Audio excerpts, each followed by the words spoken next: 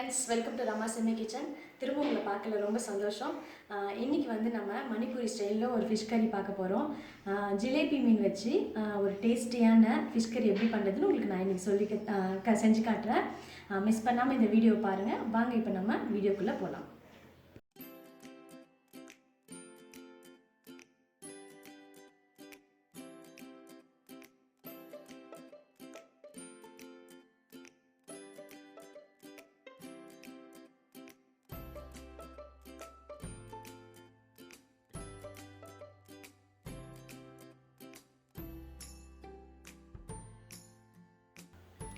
இப்போ வந்து நம்ம ஃபிஷ் கறி பண்ணுறதுக்கு என்னென்ன தேவையான பொருட்கள்னு நான் உங்களுக்கு இப்போ சொல்கிறேன்.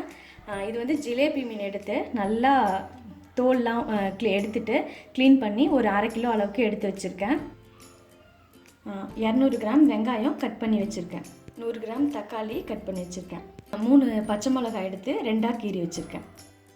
2 இன்ச்சு வந்து இஞ்சி எடுத்து பொடியாக கட் பண்ணி வச்சுருக்கேன். 10 பல்லு பூண்டு பொடியாக கட் பண்ணி வச்சுருக்கேன். குழம்புக்கு தேவையான அளவுக்கு ஒரு மீடியம் சைஸ் எலுமிச்சை பழ அளவுக்கு புளி எடுத்து ஊற வச்சு எடுத்து வச்சுருக்கேன். தேவையான அளவுக்கு எண்ணெய் எடுத்து வச்சுருக்கேன். தாளிக்கிறதுக்கு சீரகம் 1 டேபிள் ஸ்பூன் எடுத்து வச்சுருக்கேன். தனியாத்தூள் 3 டேபிள் ஸ்பூன் எடுத்து வச்சுருக்கேன். காரத்தூள் 2 டேபிள் ஸ்பூன் எடுத்து வச்சுருக்கேன். சீரகத்தூள் 2 டேபிள் ஸ்பூன் எடுத்து வச்சுருக்கேன். மஞ்சத்தூள் 1 டீஸ்பூன் அளவுக்கு எடுத்து வச்சுருக்கேன். தேவையான அளவுக்கு உப்பு எடுத்து வச்சுருக்கேன். இப்போ வந்து மீனில் நம்ம மஞ்சத்தூள், உப்பு, காரத்தூள் போட்டு நல்லா பெசரி ஒரு 10 நிமிஷம் நல்லா ஊறணும். அது 1 டீஸ்பூன் வந்து காரத்தூள், ஒரு 1/2 டீஸ்பூன் மஞ்சத்தூள், 1/2 டீஸ்பூன் உப்பு.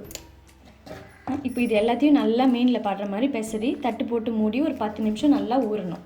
இப்போ வந்து உப்பு, மஞ்சத்தூள், காரத்தூள் போட்டு நல்லா மீனில் வந்து படுற மாதிரி பெசரிட்டேன். நீங்கள் பெசரும் போதே எக்ஸ்ட்ரா தேவைப்பட்டதுன்னா நல்லா எல்லா இடத்துலையும் கோட் ஆகிற மாதிரி போட்டு தடவிக்கணும்.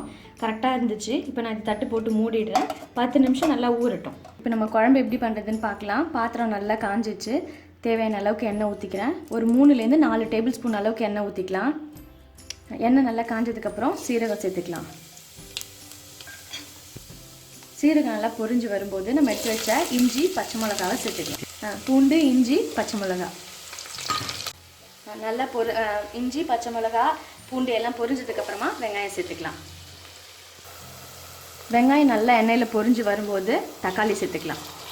நம்ம போட்ட தக்காளி நல்லா வதங்கியாச்சு. இப்போ மஞ்சள் பொடி சேர்த்துக்கலாம். சீரகத்தூள், தனியாத்தூள் 2 டேபிள் ஸ்பூன், 2லேருந்து 3 நம்ம குழம்போட திக்னஸ் தகுந்த மாதிரி நம்ம சேர்த்துக்கலாம். 2 டேபிள் ஸ்பூன் மிளகாய்த்தூள். எல்லா மசாலாவும் சேர்த்துட்டு நல்லா எண்ணெயில் ஒரு வாட்டி வதக்கிக்கலாம். வதக்கிட்டு இப்போ நம்ம இதில் புளி சேர்த்துக்கலாம். மசாலா நல்லா வதங்கினதுக்கப்புறமா நம்ம எடுத்து வச்ச புளியை நல்லா கரைச்சி இதில் சேர்த்துக்கலாம். புளி ஊற்றினதுக்கப்புறம் கொஞ்சமாக எக்ஸ்ட்ரா தண்ணி சேர்த்துக்கலாம். நம்ம குழம்பு கொதிச்சா நல்லா திக்காயிடும். இப்போ குழம்புக்கு தேவையான அளவுக்கு உப்பு சேர்த்துக்கலாம். இப்போ இது நல்லா கலந்துட்டு ஒரு தட்டு போட்டு மூடிட்டோன்னா நல்லா குழம்பு கொதிச்சு வரணும். குழம்பு வந்து கொதிக்கிறதுக்குள்ளே நம்ம வந்து மீனை ஃப்ரை பண்ணி எடுத்துக்கலாம்.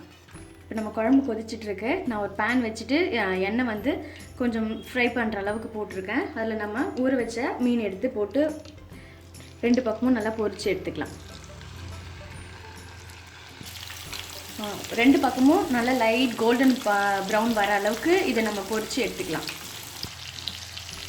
2 பக்கமும் நல்லா திருப்பி போட்டு இந்த மாதிரி ஓரளவுக்கு லைட்டாக வறுத்தா போதும். இப்போ நம்ம இதை ஒரு தட்டில் எடுத்து வச்சுக்கலாம். இப்போ குழம்பு வந்து நான் ஓப்பன் பண்ணுறேன். குழம்பு நல்லா கொதிச்சு வருது. இப்போ நம்ம ஃப்ரை பண்ணி வச்ச மீனை நம்ம குழம்புல சேர்த்துடலாம்.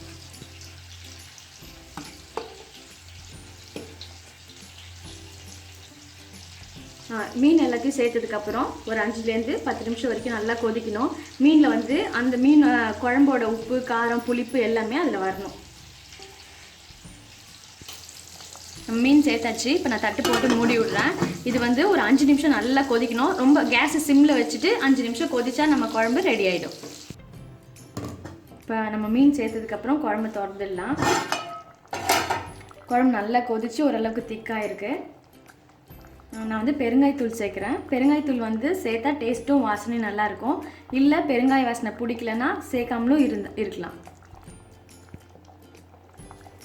கொத்தமல்லி தழை சேர்த்து நம்ம மணிப்பூரி ஃபிஷ் கறி ரெடி ஆயிடுச்சு. இப்போ நான் கேஸை ஆஃப் பண்ணிடுறேன். இப்போ நம்ம மணிப்பூரி ஸ்டைல் ஃபிஷ் கறி ரெடி ஆயிடுச்சு. கண்டிப்பாக ரொம்ப சூப்பராக வந்திருக்கு. இதே மாதிரி நீங்களும் ட்ரை பண்ணி பாருங்கள். ட்ரை பண்ணி பார்த்துட்டு உங்கள் லைக்ஸ் அண்ட் கமெண்ட்ஸ் எங்களுக்கு அனுப்புங்க. மறக்காமல் நம்ம சேனலுக்கு சப்ஸ்கிரைப் பண்ணுங்கள்.